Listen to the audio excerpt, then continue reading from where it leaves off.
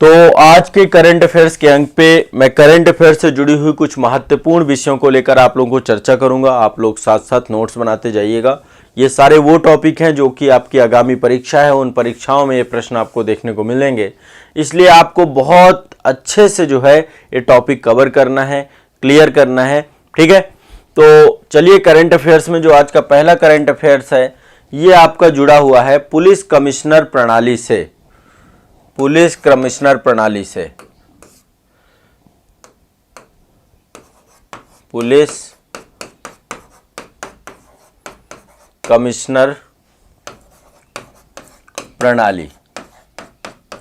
देखिए होता क्या एक्चुअली, पुलिस जो सब्जेक्ट है ये राज्य सूची का विषय है। कहां से जुड़ा हुआ है आपका? राज्य सूची से। ठीक है, तो राज्य के अंतर्गत ही पूरी की पूरी पुलिसिंग व्यवस्था आती है, और जो जिला होता है, जिले में पुलिस पर नियंत्रण रखने का काम जो है जिलाधिकारी और उसके साथ जो उसके अन्य सहयोगी होते हैं, जैसे कि एसपी होते हैं और भी अन्य अधिकारी होते हैं। तो आमतौर पे राज्य में जिले का प्रशासन, हर जिले में जिले का प्रशासन संभालते हैं डीएम, जो डिस्ट्रिक्ट मजिस्ट्रेट होते हैं, और साथ में जो है वहां पर कानून व्यवस्था वगैरह सब कुछ मेंटेन करना। साथ में उनके साथ जो टीम होती है, प्रशासनिक अधिकारी होती हैं, जिनमें से आपका एसपी के अलावा अन्य बहुत सारे अधिकारी आते हैं। लेकिन अब क्या होता है, जहां पे पुलिस कमिश्नर प्रणाली लग जाती है, पुलिस आयुक्त प्रणाली लग जाती है, वहां पर सारी शक्तियां ट्रांसफर हो जाती हैं कमिश्नर के पास। ठीक है, तो वैसे आमतौर पे ये जो है आपका, तो अभी आपको उत्तर प्रदेश में जो है पुलिस कमिश्नर प्रणाली लागू की गई है। तीन जिलों में लागू की गई है, एक तो गाजियाबाद में, दूसरा प्रयागराज में और तीसरा आगरा में। इन तीनों जगहों पे 25 नवंबर 2022 को उत्तर प्रदेश मंत्रिमंडल के द्वारा यह निर्णय लिया गया कि राज्य में 3 नए जिलों में पुलिस आयुक्त प्रणाली लागू की जाएगी, कमिश्नरेट लागू किया जाएगा। तो 3 नए जिले हैं आपके, ऐसा नहीं केवल 3 इन्हीं जिलों में हैं, अन्य जिलों में भी है, लेकिन 3 नए जिले आपके गाजियाबाद, प्रयागराज और आगरा में पुलिस कमिश्नर सिस्टम लागू किया गया है। तो जो भी आप प्रशासनिक जो जिम्मेदारियां हैं, जवाबदेहियां हैं, ठीक है, पुलिसिंग व्यवस्था है, वो सारी की सारी ट्रांसफर हो जाएगी कमिश्नर पे। कमिश्नर के निर्णय, कमिश्नर के पास पूरी की पूरी मजिस्ट्रेट पावर आ जाती है। ठीक है, अब यहां पर ध्यान रखिएगा, अब गाजियाबाद में जब ये पुलिस कमिश्नर प्रणाली लगती है तो फिर पुलिस कमिश्नर जो है आपके क्या होते हैं, हर जगह नियुक्त किए जाते हैं। ठीक है, तो अलग अलग जो है पुलिस कमिश्नर नियुक्त होते हैं और उनके द्वारा पूरा का पूरा शासन प्रयास किया जाता है। आमतौर पे जो जहां पे ज्यादा आबादी है, ज्यादा जनसंख्या है, उन जनसंख्याओं पे पुलिस कमिश्नर प्रणाली को लागू किया जाता है महानगर क्षेत्रों में। तो अभी तक गाजियाबाद के 7 जिलों में पुलिस कमिश्नर प्रणाली आ चुकी है। 7 जिले, टोटल 7 जिले हो चुके हैं प्रदेश के। 7 जिलों में पुलिस कमिश्नर प्रणाली है। कौन कौन से 7 जिले हैं, एक बार क्रम से सारे जिलों के नाम लिख लीजिए। एक तो लखनऊ हो गया, लखनऊ में पुलिस कमिश्नर प्रणाली है। लखनऊ के बाद गाजियाबाद हो गया। ठीक है, लखनऊ हो गया, गाजियाबाद में अभी लागू हुआ है। ठीक है, इसके बाद गौतम बुद्ध नगर है आपका, यहीं पे ग्रेटर नोएडा है जो गौतम बुद्ध नगर। कानपुर में पुलिस कमिश्नर प्रणाली है। वाराणसी है, गाजियाबाद है, आगरा है, प्रयागराज है। ये 10 लाख ही शहर है, इनकी संख्या 10 लाख से ज्यादा है। तो चूंकि 10 लाख से ज्यादा संख्या है, इस कारण से इन पे क्या किया गया है, पुलिस कमिश्नर प्रणाली लागू की गई। फिर से एक बार है, लखनऊ, गौतम बुद्ध नगर, कानपुर, वाराणसी, गाजियाबाद, आगरा, प्रयागराज। ठीक है, ये 7 जगहों पे क्या लागू हो गया, पुलिस कमिश्नर प्रणाली। ठीक है, तो ये ध्यान रखिएगा, पुलिस कमिश्नर नए पोस्ट के तौर पे जो है यहाँ पर इस्टेब्लिश किए जाते हैं। ठीक है, तो ये एक निर्णय था उत्तर प्रदेश सरकार से जुड़ा हुआ। अब देखो एक क्वेश्चन जो मुझे लगता है कि इस बार कोई एक क्वेश्चन तो इतने में से आ ही जाएगा हर हालत में। ठीक है, कोई एक क्वेश्चन आ जाएगा। देखिए, एक ये है स्टैचू ऑफ प्रॉस्पेरिटी। स्टैचू बहुत सारे बने हैं, अभी मैंने पढ़ा भी दिए हैं, इनमें से काफी सारे स्टैचू बना दिए। आज मैं रैपिड रिवीजन आपका करवा रहा हूं। तो बहुत सारे स्टैचू बने हुए हैं। अब बहुत सारे कंफ्यूजन भी है कि स्टैचू ऑफ पीस 2 बन चुके हैं, है ना। फिर स्टैचू ऑफ इक्वालिटी क्या है, स्टैचू ऑफ प्रॉस्पेरिटी क्या है, स्टैचू ऑफ तो डिग्निटी क्या है। तो मैं आपको अभी सारे स्टैचू एक बार क्लियर करा रहा हूं, सारे स्टैचू आप लिख लीजिए। ठीक है, ये देखिए नाद, ये आपके कौन है, ये आधुनिक बंगलुरु के संस्थापक हैं, इनका नाम है कैंपेगौड़ा। ठीक है, इनको नाड प्रभु भी कहा जाता है। केम्पेगौड़ा जो है विजयनगर साम्राज्य में 16वीं शताब्दी में एक सामंतवादी शासक थे। ठीक है, तो इनके द्वारा ही इनको नाड प्रभु कहा जाता है, नाड प्रभु केम्पेगौड़ा। ये आधुनिक बंगलुरु के संस्थापक के तौर पर भी जाने जाते हैं।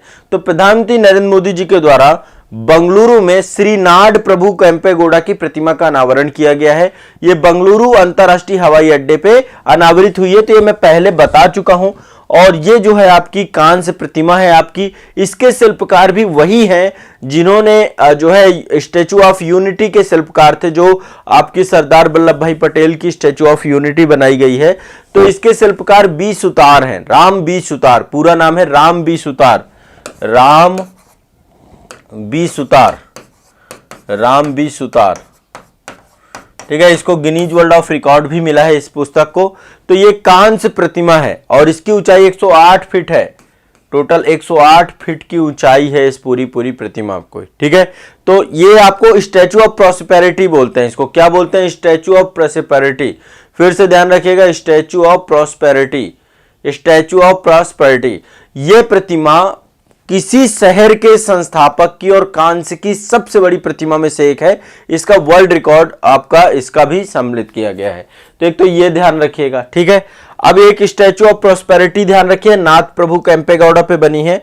दूसरी आपकी जो है भगवान शिव की बनी हुई है, भगवान शिव की, इसको स्टैचू ऑफ बिलीफ कहते हैं, स्टैचू ऑफ बिलीफ। इससे भी प्रश्न पूछा जाएगा, तो आप लोग थोड़ा सा इसके बारे में भी लिख लीजिए, स्टैचू ऑफ बिलीफ हेडिंग डाल लीजिए। इसका दूसरा नाम विश्वास स्वरूपम है। क्या बोलते हैं इसको? विश्वास स्वरूपम।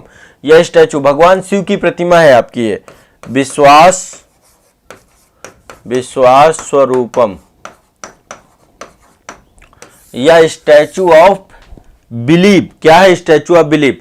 तो 29 अक्टूबर 2022 को राजस्थान में भगवान शिव में विश्व की सबसे ऊंची शिव प्रतिमा है, विश्व की सबसे ऊंची शिव प्रतिमा, स्टैचू ऑफ बिलीफ। ध्यान रखिएगा, स्टैचू ऑफ बिलीफ कहां पे बनी है? राजस्थान का राजसमंद जिला है, वहां पे नाथ द्वारा नगर में स्थापित की गई है। स्टैचू ऑफ बिलीफ के नाम से इसको जाना जाता है। टोटल इसकी ऊंचाई जो है वो है 369 मीटर, वो फीट, 369 फीट है इसकी टोटल। कितनी है? इसमें भगवान शिव को एक शिव जो है आपकी ध्यान मुद्रा में दिखाया गया है, बैठा हुआ दिखाया गया है। और ये आपकी जो है विश्व की सबसे ऊंची शिव प्रतिमा है, स्टैचू ऑफ बिलीफ। ठीक है, ध्यान रखिएगा, ये भी मैं पढ़ा चुका हूं वैसे। ठीक है, ये भी मैं पढ़ा चुका हूं। नेक्स्ट आपकी ये भी बहुत इंपॉर्टेंट है, स्टैचू ऑफ पीस है। ये आपकी स्टैचू ऑफ पीस दो बनी हुई है, एक स्टैचू ऑफ पीस ये है, स्टैचू ऑफ पीस। तो इस समय कई सारी स्टैचू बन चुकी हैं, एक बार इनका रैपिड रिवीजन करना जरूरी था, इसीलिए मैं करवा रहा हूं। स्टैचू ऑफ पीस आपकी 16 नवंबर 2020 को प्रधानमंत्री नरेंद्र मोदी जी के द्वारा इसका अनावरण किया गया, स्टैचू ऑफ पीस का। और यह आपके जो जैन आचार्य थे श्री विजय वल्लभ सुरेश्वरी जी महाराज। कौन थे? श्री विजय वल्लभ सुरेश्वर जी महाराज। इनका नाम है विजय वल्लभ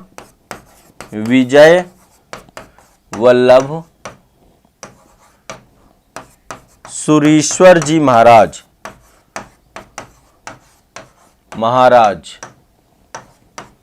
कौन है? विजय वल्लभ सुरेश्वर जी महाराज। इनके द्वारा पूरी की पूरी ये जो आपकी प्रतिमा है, तो इस प्रतिमा का जो है अनावरण किया गया। नाम फिर से एक बार बता दे रहा हूं, विजय वल्लभ सुरेश्वर जी महाराज। कौन है? विजय वल्लभ सुरेश्वर जी महाराज। ठीक है, 151 जो है इसकी फीट लंबाई है टोटल की टोटल। और ये राजस्थान के जैतापुरा में विजय वल्लभ साधना केंद्र पर स्थापित की गई है। तो राजस्थान में बनाई गई है आपकी, ये राजस्थान के जैतापुरा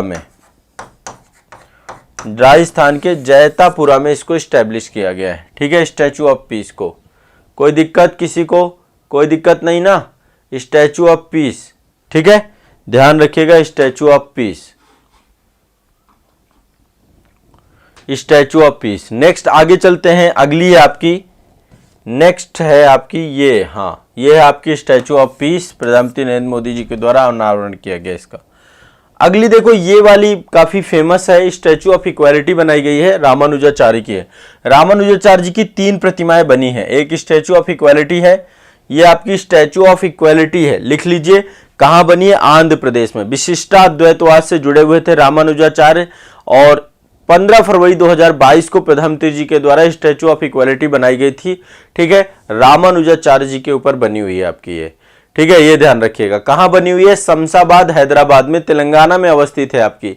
शमशाबाद हैदराबाद तेलंगाना में अवस्थित है। 216 फीट की हाइट है इसकी, 216 फीट की हाइट है इस पूरी प्रतिमा। इससे भी मतलब ध्यान रखिएगा, स्टैचू ऑफ इक्वालिटी, समता मूर्ति कहा जाता है इसको। समता मूर्ति विश्व की दूसरी सबसे ऊंची बैठी हुई प्रतिमा है। सिटिंग पोजीशन पे है और बैठी हुई प्रतिमा में विश्व की दूसरी सबसे ऊंची प्रतिमा है। विश्व की दूसरी सबसे ऊंची बैठी हुई प्रतिमा है। बैठी हुई प्रतिमा, विश्व की दूसरी सबसे ऊंची बैठी हुई प्रतिमा है आपकी। क्या है? और थाईलैंड में ग्रेट बुद्धा है। थाईलैंड में एक प्रतिमा है ग्रेट बुद्धा, वो विश्व की सबसे ऊंची बैठी हुई प्रतिमा है। उसकी हाइट जो है आपकी 302 है, 302 फीट, और इसकी आपकी 316 फीट है। तो ये भी ध्यान रखिएगा, विश्व की दूसरी सबसे ऊंची बैठी हुई प्रतिमा है श्री रामानुजाचार्य की। आगे चलते हैं, ये एक बनी हुई है आपकी स्टैचू ऑफ डिग्निटी, इसे बोलते हैं मर्यादा मूर्ति। स्टैचू ऑफ डिग्निटी, डिग्निटी इसको बोलते हैं मर्यादा मूर्ति। स्टैचू ऑफ डिग्निटी, मर्यादा मूर्ति, ये जो है उत्तर प्रदेश के अयोध्या में बनाई गई है। अयोध्या में श्री रामानुजाचार्य जी की प्रतिमा का अनावरण किया गया है। दरअसल 1000 वर्ष उनकी जयंती के पूरे हुए हैं, तो उसी आधार पे जो है स्टैचू ऑफ जो रामानुजाचार्य की कई सारी स्टैचू बनाई गई। एक तो स्टैचू ऑफ इक्वालिटी हो गई, दूसरी स्टैचू ऑफ डिग्निटी हो गई आपकी। ठीक है, तो ध्यान रखना है। छोटी सी प्रतिकृति है आपकी, उसी बैठी हुई अवस्था में उनको दिखाया गया है।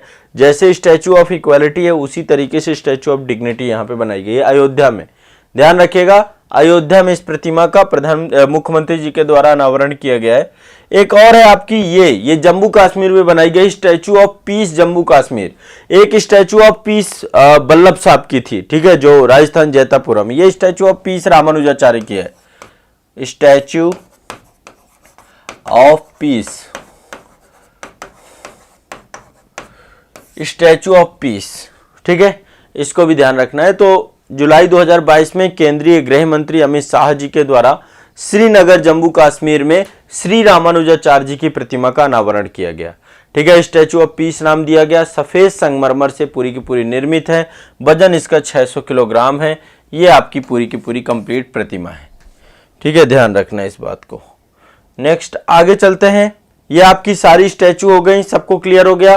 3 आपकी रामानुजाचार्य की बनी, statue of peace Jammu Kashmir, statue of dignity Uttar Pradesh Ayodhya, statue of equality आपकी जो है रामानुजाचार्य जी की हैदराबाद में तेलंगाना में बनी हुई है।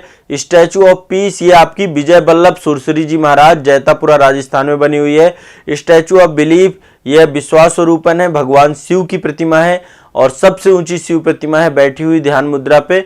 तो ये आपको ध्यान रखना है, राजस्थान के राजसमंद पे बनी हुई है। और स्टैचू ऑफ प्रॉस्पेरिटी नाथ प्रभु कैंपेगौड़ा की प्रतिमा है। ठीक है, ये क्लियर हो जाएगा।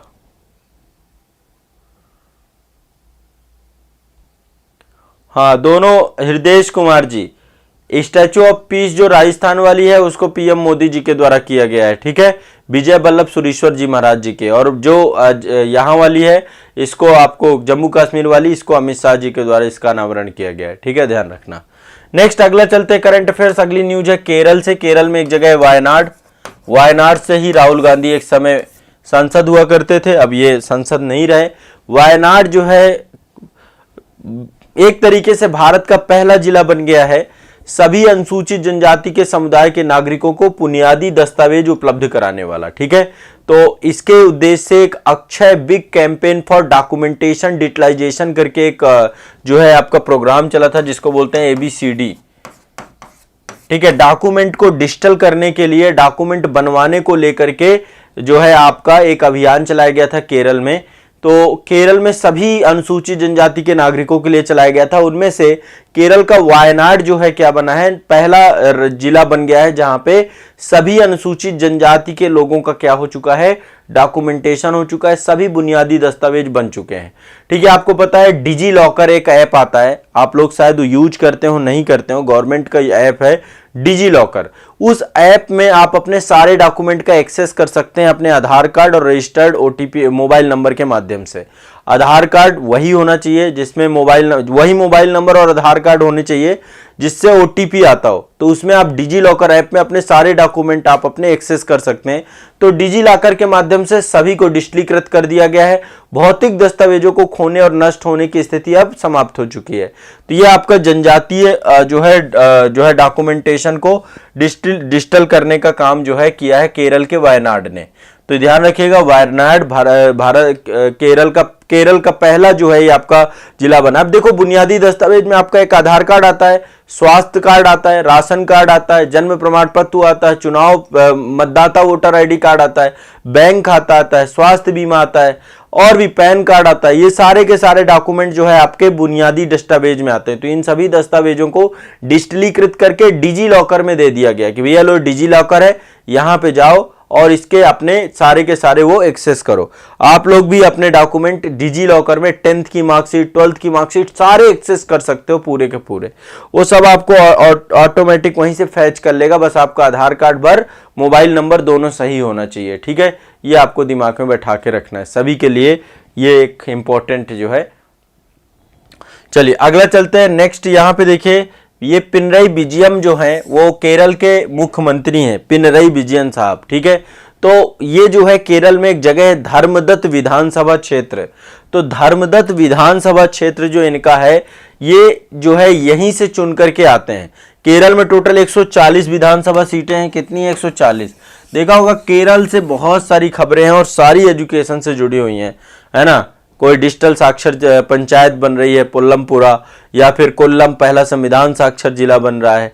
ये केरल से। अगली खबर है धर्मदत्त विधानसभा है आपकी। कौन सी? धर्मदत्त विधानसभा। यहां से कौन लड़ते हैं? यहां से लड़ते हैं पिनरई विजयन साहब। ये केरल के मुख्यमंत्री हैं और इनके द्वारा जो है ये सीपीआईएम से जुड़े हुए हैं और ये यहां से विधायक निर्वाचित होते हैं। ये भारत का पहला पुस्तकालय निर्वाचन क्षेत्र बन चुका है। देश का ऐसा विधानसभा क्षेत्र जिसके प्रत्येक स्थानीय निकाय में एक पुस्तकालय अवस्थित है। अब सोचिए कितनी बड़ी उपलब्धि है ये। हर एक वार्ड में एक पुस्तकालय बना हुआ है। तो ये देश का पहला ऐसा विधानसभा निर्वाचन क्षेत्र है जहां पर हर एक लोकल बॉडी वार्ड में क्या है? एक पुस्तकालय है। ये बहुत बड़ी उपलब्धि है। ठीक है, तो ये एक बहुत इंपॉर्टेंट चीज है। यहां पे पुस्तकालय बनाया गया है और ये आपका भारत का पहला ऐसा जो है विधानसभा क्षेत्र बन गया जहां पे पूरी तरीके से पुस्तकालय हर जगह पर अवेलेबल है। ठीक है, तो शिक्षा सभी के लिए सुलभ हो, सब तक पहुंच पाए।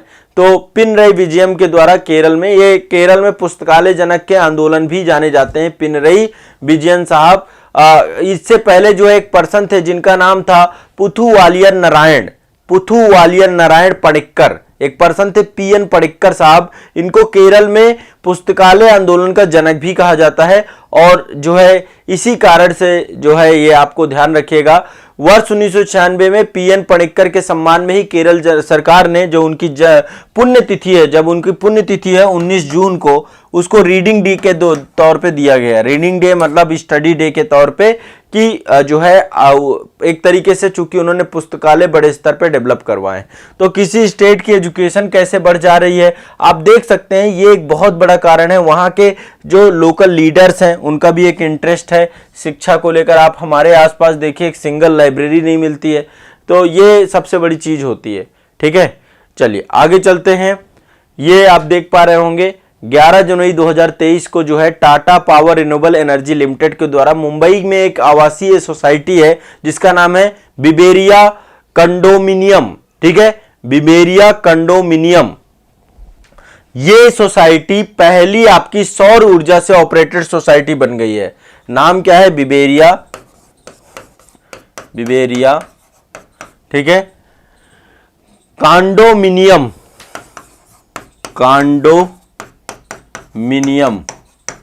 ये एक आवासीय सोसाइटी है। ये क्या है, एक आवासीय सोसाइटी बाइबेरिया कंडोमिनियम। तो ये मुंबई में अवस्थित आवासीय सोसाइटी है। एक समझौता हुआ, उस समझौते के तहत इस पूरी आवासीय सोसाइटी को स्वच्छ ऊर्जा से जोड़ दिया गया है। तो ये भारत की पहली सोसाइटी बन चुकी है, पहली हाउसिंग सोसाइटी बन चुकी है जिस सोसाइटी को पूरी तरीके से सोलर एनर्जी के साथ जोड़ दिया गया है। तो मुंबई में बाइबेरिया कंडोमिनियम को जो है ये आवासीय सोसाइटी है, सौर ऊर्जा आपूर्ति वाला भारत का पहला जो है आपकी सोसाइटी की स्थापना हो रही है। तो ये ध्यान रखिएगा। इसके लिए महाराष्ट्र का हिमायत नगर में लगभग जो है 3.125 मेगावाट का जो है आपका सोलर पावर प्लांट भी स्टैब्लिश किया जा रहा है ताकि वहां पर विद्युत आपूर्ति कराई जाए। ठीक है, तो ये भी ध्यान रखिएगा। और इस पूरे के पूरे प्रोजेक्ट को बना रहा है Tata power renewable energy limited. ठीक है, और ये आपको ध्यान रखना है, इसके द्वारा ही पूरा का पूरा ये ऑपरेट किया जाएगा। तो कोई पूछता है ये भी ध्यान रखिएगा। केरल से एक और खबर है, अगली खबर है, केरल जो है देश का पहला पूरी तरीके से डिजिटल बैंकिंग वाला राज्य बन गया है, जहां हर एक काम अब डिजिटल तरीके से बैंकिंग का किया जाएगा। तो केरल के द्वारा किसी भी व्यक्ति को बैंक शाखा में अब जाने की जरूरत नहीं है। 24/7 पारंपरिक बैंकिंग गतिविधियों के रूप में वो डिजिटल बैंकिंग के माध्यम से कर सकता है। ठीक है, सभी जितने भी पात्र खाते एलिजिबल अकाउंट है सभी को डिजिटल बैंकिंग लागू कर दिया गया है। सभी के पास नेट बैंकिंग है और सभी उसके साथ जो है जुड़ चुके हैं। तो केरल की एक और नई उपलब्धि है कि देश का पहला डिजिटल बैंकिंग वाला राज्य बन गया है पूरी तरीके से, ध्यान रखिएगा। ठीक है, और इससे पहले जो है 2021 में त्रिशूर एक जगह है, त्रिशूर पहला जिला बना था यहाँ का जिसने पूरी तरीके से डिजिटल बैंकिंग लागू की थी। अब आपका पूरा का पूरा राज्य डिजिटल बैंकिंग वाला हो चुका है। ठीक है, तो आप सोच सकते हैं कितना बेस्ट जो है ये कार्यक्रम जो है केरल सरकार लेकर के चल रही है। नेक्स्ट एक देखिए, एक कार्यक्रम है आपका, ये फसाई के द्वारा एक कार्यक्रम पूरा का पूरा ऑपरेट किया गया है। फसाई जो कि खाद्य मानकों को तय करती है, इसके द्वारा एक कार्यक्रम चालू किया गया है, ईट राइट स्टेशन। ठीक है, ईट राइट स्टेशन मतलब कि एक ये आंदोलन है, मूवमेंट चालू किया गया, ईट राइट इंडिया या eat right station. Eat right station का मतलब क्या है कि जो लोग रेलवे स्टेशन पे जाकर के यात्रा करते हैं, रेलवे स्टेशन पे उनको सही भोजन मिल पाए। क्या मिल जाए? सही भोजन मिल जाए। मतलब कि रेलवे स्टेशन में जितने भी खाद्य विक्रेता हैं, फूड वेंडर्स हैं, रेलवे स्टाफ है, उन सभी के लिए खाना पकाने, खाना परोसने आदि के लिए सुरक्षित रखरखाव के तरीकों का पालन किया जा सके। और इस पहल के लिए बहुत सारे स्टेशन को सर्टिफाइड किया जा रहा है फसाई के द्वारा। फसाई क्या कर रही है? इनको फूड सेफ्टी ट्रेनिंग और सर्टिफिकेशन कार्यक्रम दे रही है ताकि सर्टिफाइड किया जाएगा और उसके तहत ये काम करेंगे। तो उत्तर प्रदेश में पहला जो है ईट राइट स्टेशन बना है प्रयागराज जंक्शन। क्या बन गया है? प्रयागराज जंक्शन पहला ईट राइट स्टेशन बन गया है, जिसको प्रमाण पत्र मिला है कि यहां पे भोजन जो है सही है, खाना बनाने की सभी मानकों का उपयोग किया जा रहा है। तो उत्तर प्रदेश जो है पहला, यूपी का पहला स्टेशन है जहां पे ईट राइट क्या है, उसको स्टेशन का दर्जा दिया गया है। ठीक है, और इसके पहले उत्तर प्रदेश में और भी है आपके, इसके बाद उत्तर प्रदेश में कानपुर को भी दिया जा चुका है, कानपुर को भी यह दर्जा दिया जा चुका है और वाराणसी को भी दिया जा चुका है। ये पूरे देश में करना है तो अभी लगातार काफी जगह स्टेशन पे दिया जा चुका है, हर एक स्टेशन को दिया जा रहा है। सबसे पहला, देश का पहला ईट राइट स्टेशन था मुंबई सेंट्रल। मुंबई सेंट्रल को पहला ईट राइट स्टेशन का दिया गया था आपका महाराष्ट्र में जो है, और उत्तर प्रदेश का पहला है प्रयागराज। देश का पहला है मुंबई सेंट्रल स्टेशन, ध्यान रखना है। तो रेल में यात्री जो है उच्च गुणवत्ता वाला पौष्टिक भोजन कर सके। ठीक है, और इसके लिए आपको पता है वाराणसी कैंट जो आपका है, कानपुर के साथ वाराणसी, हाँ, इसको 5 स्टार रेटिंग भी दी गई वाराणसी कैंट को। ठीक है, ये भी ईट राइट स्टेशन सर्टिफिकेशन मिला है। तो वाराणसी भी ईट राइट सर्टिफिकेशन वाली है। ये आप देख सकते हैं, इस तरीके से एक सर्टिफिकेट दिया जाता है। ठीक है, Prayagraj railway station eat right station के तौर पे, और यदि 5 स्टार रेटिंग भी दी जाती है कई जगहों पे जहां पे भोजन की गुणवत्ता बहुत अच्छी होती है। तो ये भी ध्यान रखिएगा। ये आपको जो है फर्स्ट जो है आपका उत्तर भारत का ये नॉर्थ जो सेंट्रल रेलवे है उसका पहला जो है आपका यही बना है, उत्तर जो है प्रयागराज बना है, और देश का पहला मुंबई सेंट्रल बना है। ठीक है, तो ये करंट अफेयर से जुड़ी हुई कुछ चीजें थी। एक तो ईट राइट स्टेशन, ठीक है, दूसरा आपका भारत में पहला डिजिटल बैंकिंग वाला राज्य बन गया केरल। इसके बाद जो है आपका दूसरा है ये पिनराई बीजीएम जो है ये इनके कॉन्स्टिट्यूशनली जो है आपकी कॉन्स्टिट्यूएंसी जो है वहाँ पर ये आपको पता है कि ये पूरी तरीके से लाइब्रेरी युक्त हो चुकी है, पुस्तकालय युक्त हो चुकी है। केरल में जो है वायनाड जो है पूरी तरीके से अनुसूचित जनजातियों को बुनियादी दस्तावेज उपलब्ध कराने वाला पहला जिला बना है। स्टैचू ऑफ पीस मैंने आपको बताया था अमित शाह जी के द्वारा जम्मू कश्मीर में।